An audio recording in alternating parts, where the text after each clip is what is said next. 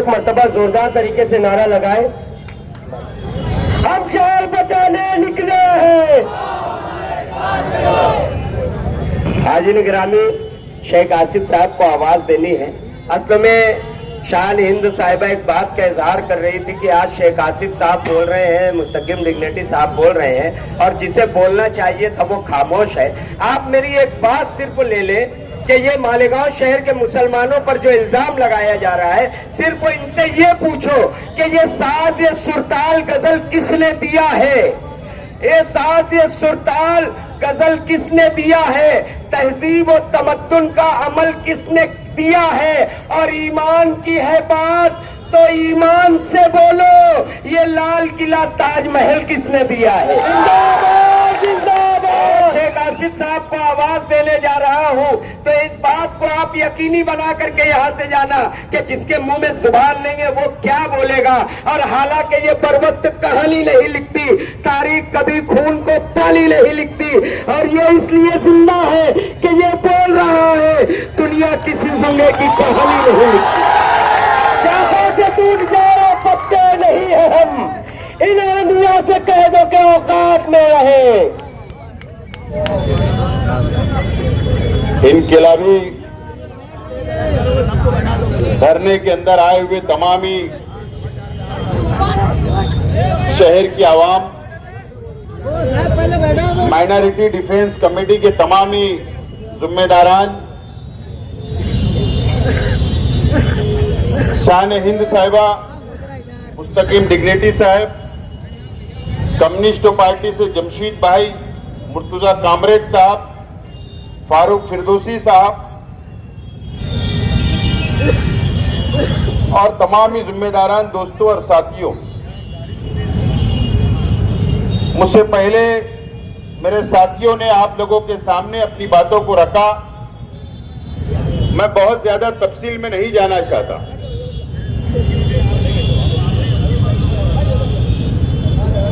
आज 7 तारीख है।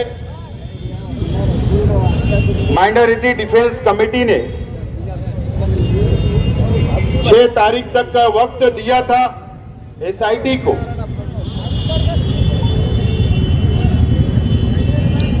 कि हमारे मासूम बच्चे जिनको तालीम हासिल करना है अभी नए तालीमी साल से,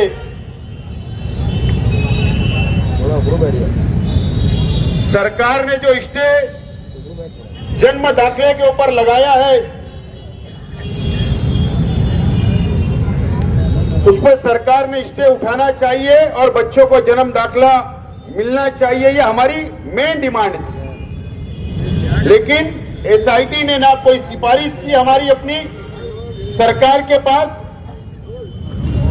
और ना ही वो मसले का कोई हल सरकार ने निकाल पाई, ना एसआईटी ने निकाल पाई, और आज हम लोगों को यहां पर एहतजाजी धरना देना पड़ रहा है।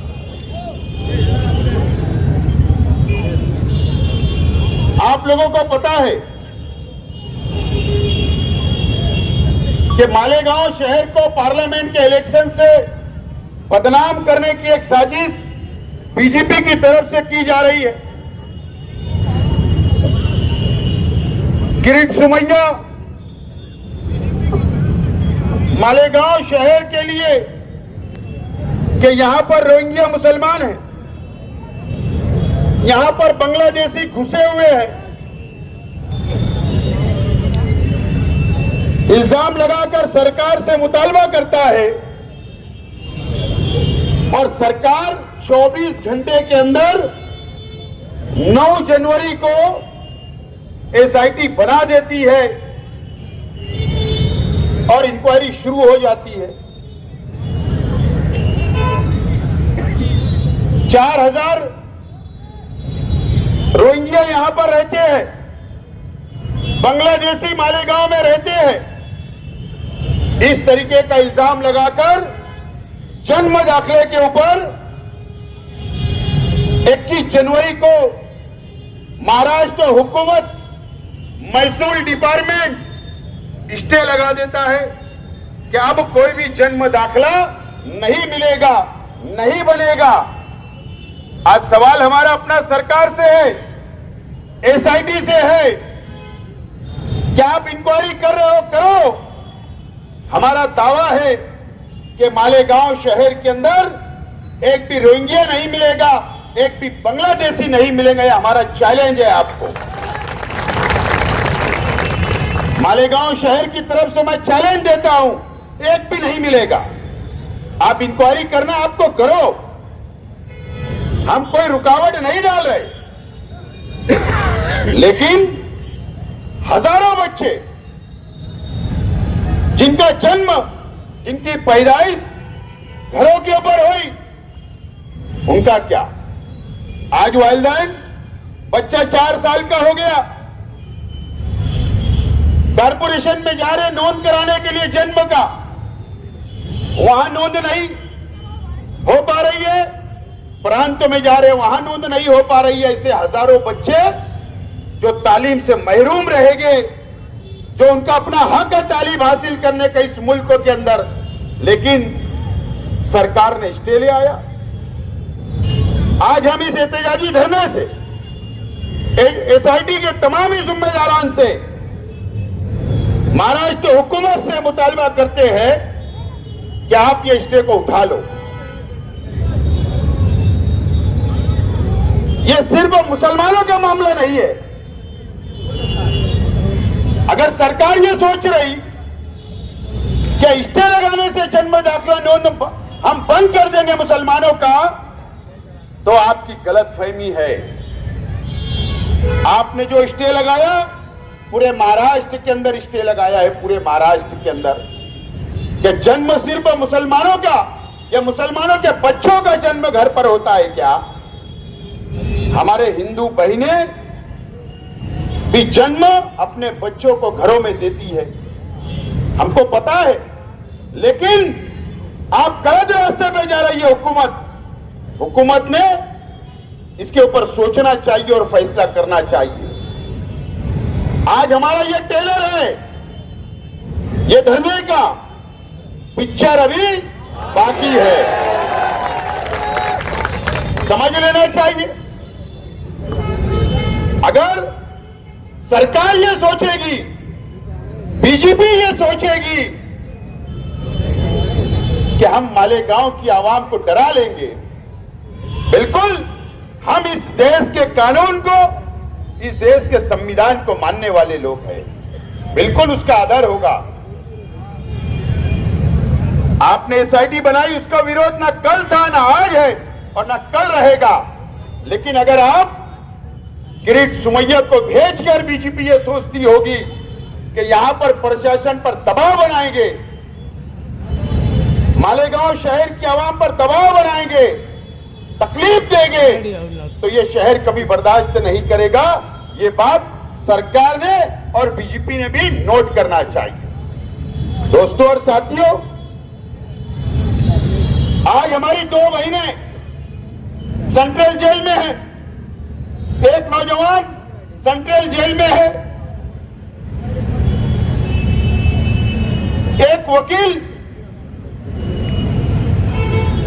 खालिद यूसुफ साहब, उनको मुजरिम बनाया गया।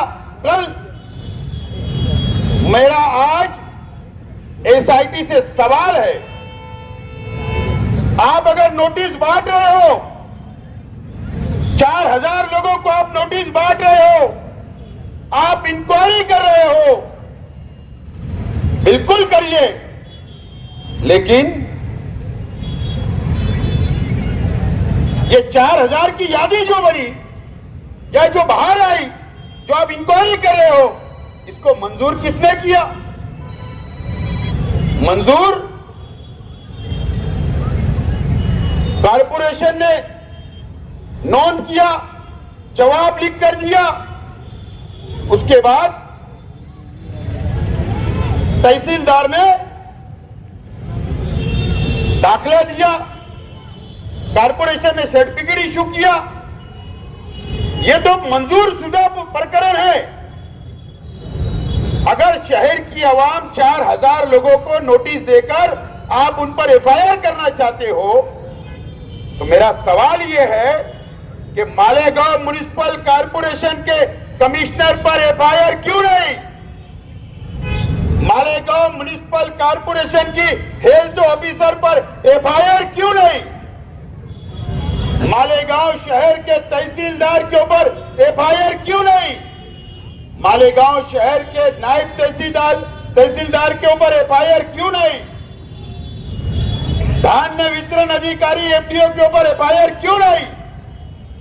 अगर एसआईटी ईमानदाराना तौर पर इंक्वायरी करना चाहती है तो जिन लोगों ने प्रकरण को मंजूर किया सबसे पहले उनको आरोपी करो, उनके ऊपर गुना दाखिल करो। अगर आप ईमानदार हो तो गरीबों पर नहीं, हम लड़ लेंगे, हम मदद करेंगे कानूनी हमारे शहर की आवाम की। लेकिन अगर ईमानदाराना अगर आप चौकसी करना चाहते हो तो ये बड़े ऑफिसरान को सस्पेंड भी करो और इनके ऊपर एफआईआर भी करो और इनको भागने का मौका मत दो, इनको भी सेंट्रल जेल भेजो। जब हम मानेंगे कि आप ईमानदार हो, नहीं तो हम ये मानेंगे कि एसआईटी बेईमानी कर रही है, हम ऐसा समझेंगे और ये मालेगांव शहर वासियों के ऊपर नाइंसाफी कर रही है, ऐसा हमारा मत होगा। आज हमने एहतजाजी धरना दिया और यहां पर यह तहरीक खत्म हो गया, ऐसा नहीं है। मुस्तकीम डिग्नेटी साहब और हमारे तमाम ही जिम्मेदारान ने यह तहरीक को आखिरी तक, जब तक एसआईटी रहेगी, जब तक एसआईटी की मुद्दत रहेगी, जब तक आखिरी दम तक हम लोग शहर की आवाम के साथ रहेंगे और लड़ते रहेंगे, ये फैसला हमने किया है।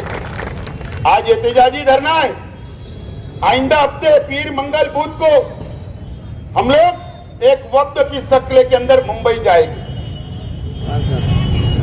और ये जो हमारा मुतालबा था, बच्चों को जन्म दाखिला मिलना चाहिए, साफ सुथरी इंक्वायरी होना चाहिए, मालेगांव को बदनामी से रोकना चाहिए, मालेगांव शहर वालों के साथ इंसाफ होना चाहिए, ये मुतालबा लेकर हम लोग मंत्रालय जाने वाले हैं। चाहे वजीर आला से मिलने की बात हो, चाहे नायब वजीर आला से मिलने की बात हो या अधिकारियों से मिलने की बात हो, हम लोग मंत्रालय जाकर वहां पर हम लोग मेमोरेंडम देंगे और वहां पर हम ये डिमांड करेंगे कि हमारा मुतालबा जो बच्चों के दाखिले का है उसके ऊपर स्टे जो लगा है वो हटाया जाए और बच्चों को जन्म दाखिला मिलना चाहिए और बाकी और मुतालबे हम लोग वहां पर जाकर करेंगे। और आइंदा शनिचर को, क्योंकि सबे बारात है जुमरात को, जुमा आएगा, आइंदा शनिचर को मुंबई की पूरी रुदात प्रेस के जरिए प्रेस कॉन्फ्रेंस लेकर हम शहर की आवाम के सामने रखेंगे हमारी बातों को और उसी दिन आइंदा का लाएमल हम लोग तैयार करेंगे और ये लड़ाई को आगे बढ़ाएंगे, पुरअमन तरीके से हम लोग आगे बढ़ाएंगे। दोस्तों और साथियों, मैं आज मालेगांव शहर की आवाम से अपील करता हूं कि मालेगांव शहर को बदनाम करने के लिए, मुसलमानों को बदनाम करने के लिए यह शहर को टारगेट किया जा रहा है। अभी मैंने देखा एक साथी ने हमें नोटिस बताई कि हमें भी बुलाना हुआ, कई लोगों को पुलिस स्टेशन से, कई लोगों को कॉर्पोरेशन से फोन जा रहे हैं। बिल्कुल आप लोगों को घबराने की जरूरत नहीं है। आप लोग कल से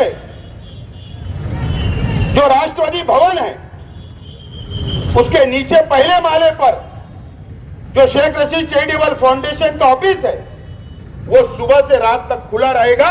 वहां जिम्मेदारान बैठेंगे और समाजवादी पार्टी ऑफिस के ऊपर भी सुबह से लेकर रात तक वहां भी जिम्मेदारान बैठेंगे। शहर की आवाम, अगर किसी को नोटिस मिलती है, किसी को फोन आता है, तो आप शहर की आवाम हमसे राब्ता करें और राब्ता करने के बाद अब आप लोगों की रहनुमाई हम लोग करेंगे। लेकिन हम लोगों को इंक्वायरी का सामना करना है, हम लोगों को डरना नहीं है, हम लोगों को भागना नहीं है। ये शहर हमारा है, ये शहर को बचाने हम निकले हैं। यहां मैं कोई सियासी बात नहीं बोलना चाहता, ये शहर सब देख रहा है, समझ रहा है। शहर को ठग लिया गया, ये शहर समझ रहा है।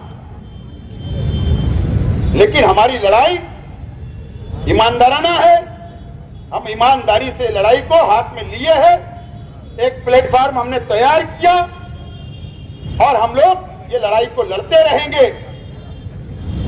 आज हमने ये टेलर बताया है, प्रशासन भी, हम एसआईटी के खिलाफ नहीं, लेकिन अगर हमारे पर जुल्म होगा, नाइंसाफी होगी, तो हम बर्दाश्त नहीं करेंगे। प्रशासन ये समझ ले कि हमने मुख्तसर नोटिस पर हमने ये एहतजाजी धरना किया, शहर की आवाम यहां पर पहुंची है, अपना एहतजाज दर्ज करवाया है। हो सकता जब ये तहरीक आगे बढ़ेगी तो हो सकता है हमें बड़ा आंदोलन का भी इशारा करना पड़े, ऐलान करना पड़े, तो हम करेंगे। तो प्रशासन से यही गुजारिश है, सबे बारात आ रही है, उसके बाद रमजान महीना शुरू हो जाएगा।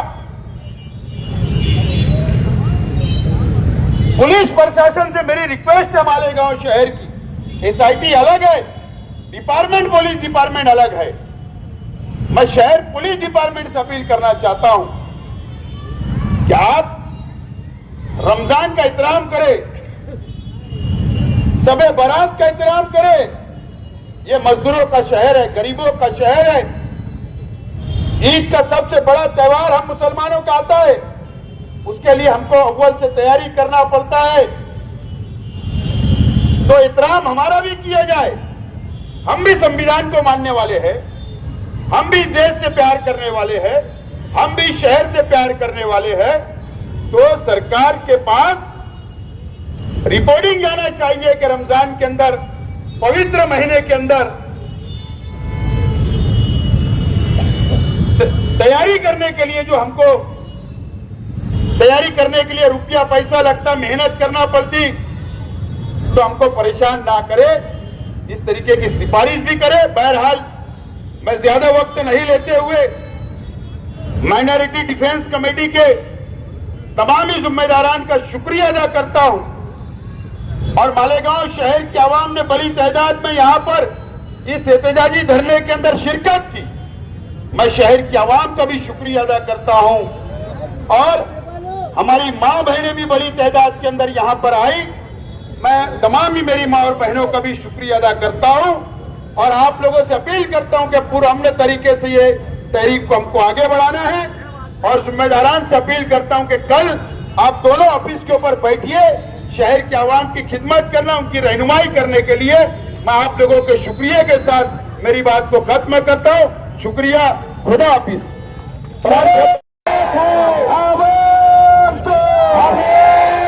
आसिफ भाई आगे बढ़ो, हम तुम्हारे साथ हैं। मुस्तकीम भाई आगे बढ़ो, हम तुम्हारे साथ हैं। शैल मैडम आगे बढ़ो, हम तुम्हारे साथ हैं। डरो न जाओ, चपे न जाओ, हम इनकलाब है।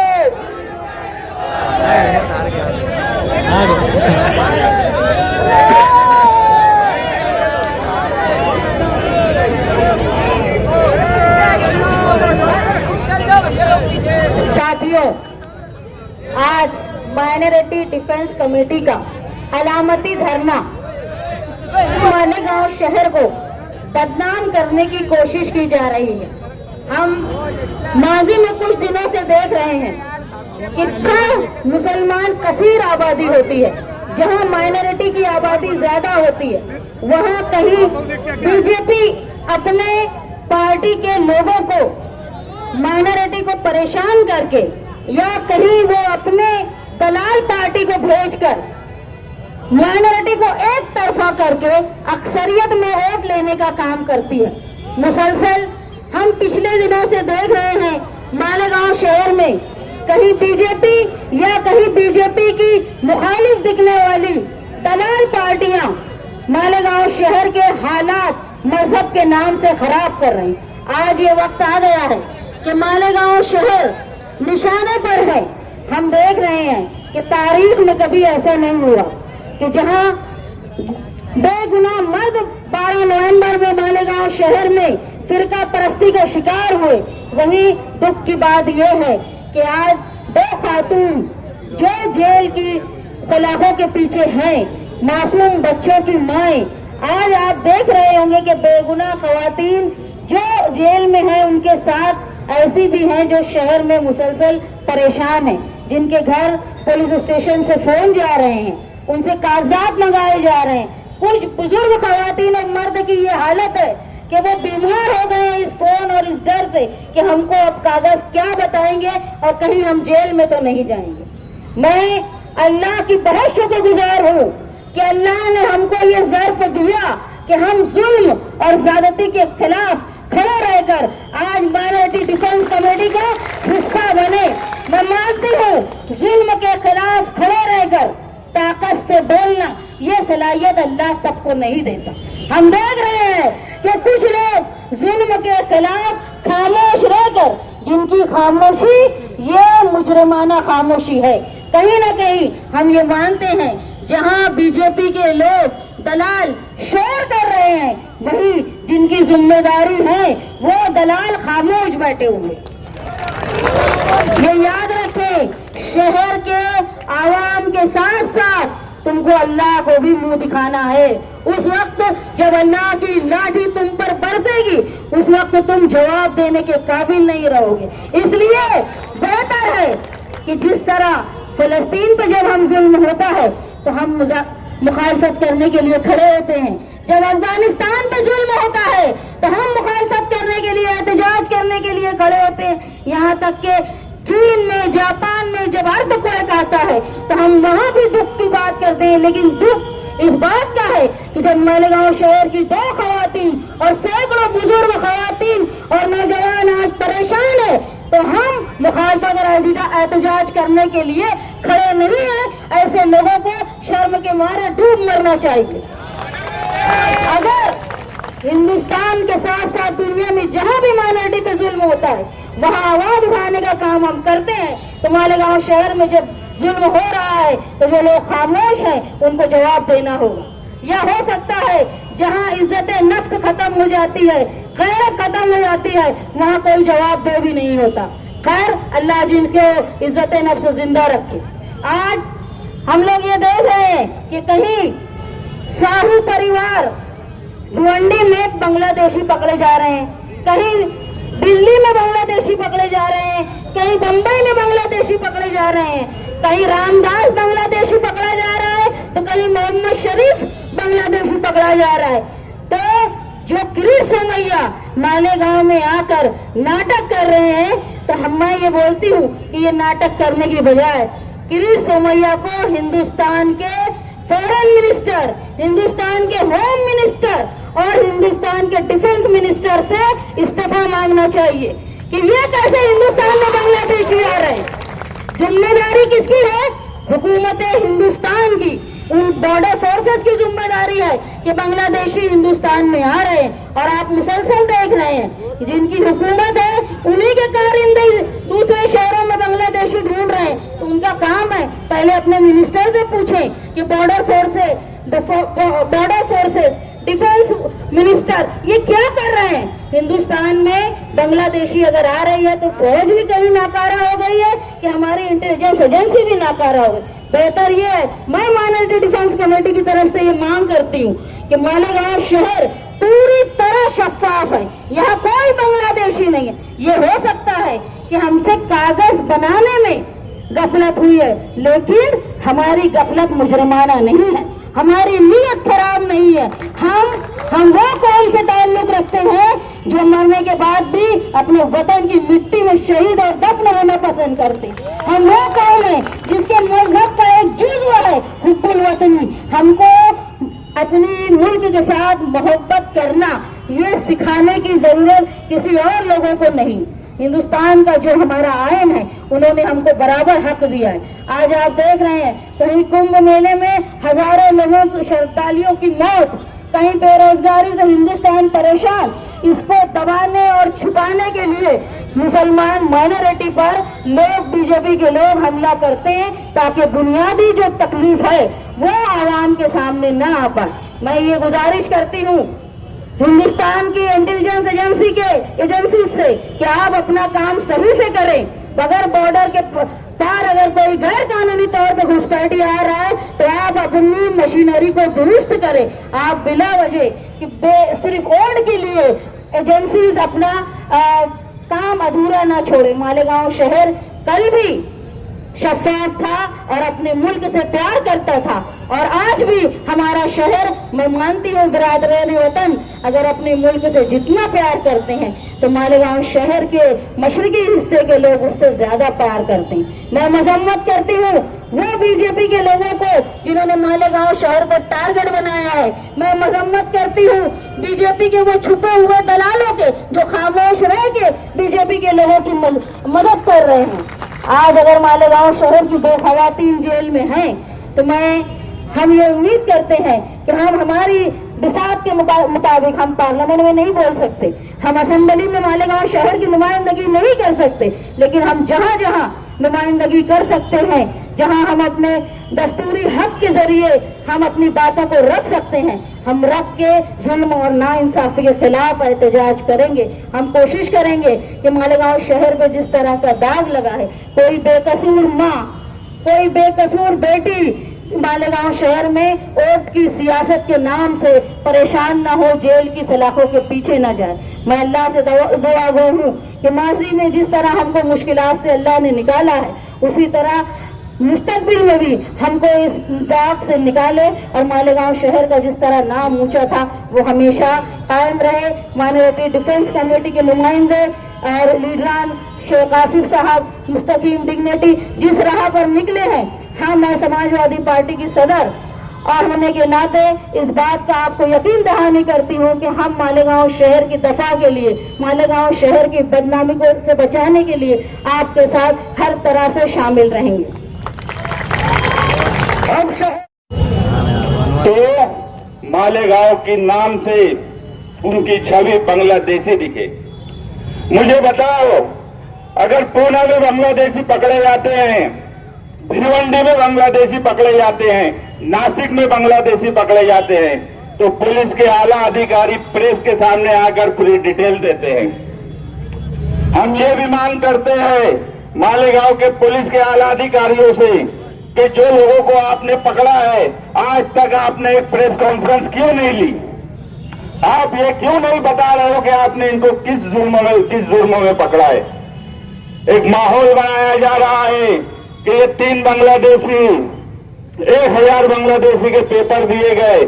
मैं आपको दावे से कहता हूं कि जितने पेपर तहसील ऑफिस से बने हैं, जितने पेपर तहसील ऑफिस से बने हैं, उसमें एक भी बांग्लादेशी नहीं निकलने वाला, एक भी बांग्लादेशी नहीं निकलने वाला। अगर बांग्लादेशी होते तो ये शोर नहीं मचाते। अगर इन्होंने नासिक में खुफिया ऑपरेशन किया, अगर मालेगांव में कोई होता तो ये खुफिया ऑपरेशन करके उनको पकड़ लेते। हम तो एसआईटी कमेटी के सामने बैठकर बोले कि अगर कोई बांग्लादेशी, पाकिस्तानी या दूसरे मुल्क का निकलता है तो हम खुद बॉर्डर पर छोड़ के आ जाएंगे। मगर जो हमारे शहर के लोग हैं, जो इस भारत मुल्क में पैदा हुए, जिनको सब हक हासिल है, आज उनको बांग्लादेशी के नाम से बदनाम करने की सिर्फ कोशिश की जा रही है। कोई बांग्लादेशी मालेगांव शहर में नहीं है। आप यकीन मानो, ये मामला जिस तरह से फिरका परस्तों ने उठाया है, इससे ज्यादा ताकत से आगे जवाब देने की जरूरत है, और जवाब पूरे शहर को देने की जरूरत है। अगर हम आज एक साथ नहीं आए, आज अगर हमने इत्तेहाद नहीं किया, आज अगर पूरे शहर में माइनॉरिटी डिफेंस कमेटी के साथ खड़े नहीं हुए, तो कल अगर आप ये सोचते हो कि आज आपके बच्चे का एडमिशन का सवाल नहीं है, आज आपके घर की औरत जेल में नहीं है, आज आपके घर का लड़का जेल में नहीं है, मगर कल जब ये लोग रोजगार और तालीम के लिए, हायर एजुकेशन के लिए बाहर जाएंगे तो आपको समझ में आएगा कि ये क्यों किया जा रहा है। सिर्फ और सिर्फ दूसरी कौम, बड़ी बड़ी कंपनियां जो ये कभी बर्दाश्त नहीं करेंगे कि मालेगांव शहर का जब आदमी वहां जाए तो उसको नौकरी आसानी से मिलना मुश्किल हो जाएंगी, बाहर मुल्क में जाना मुश्किल हो जाएगा, आपके पासपोर्ट से लेके हर चीज की जांच होगी, उसको देखा जाएगा। ये बड़ा संगीन मामला है। आप इत्तेहाद के साथ, माइनॉरिटी डिफेंस कमेटी के साथ खड़े रहिए। हम जो है पूरी ताकत से, पूरी ईमानदारी से शहरियान के साथ खड़े हैं। हमारा कोई मकसद सियासी नहीं है। सियासी कामकाज के लिए पूरे शहर को मालूम है कि दो पार्टी के लोग हैं, कारपोरेशन में ऐसे हाथ डालेंगे 10 मुद्दे निकाल के लाएंगे सियासत करने के लिए।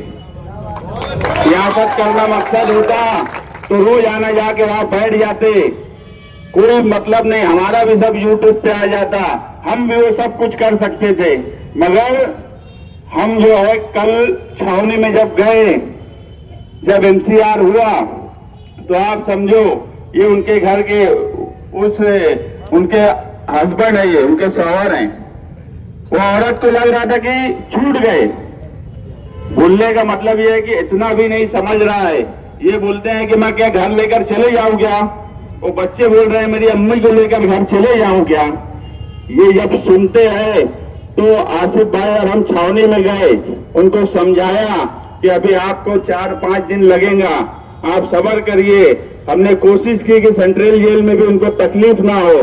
जो हालात थे हमने वो बताए, वहां क्या होगा, कैसे रहना है, किस तरह से रहना है, सब चीज बताए। ये एक इंसानियत है।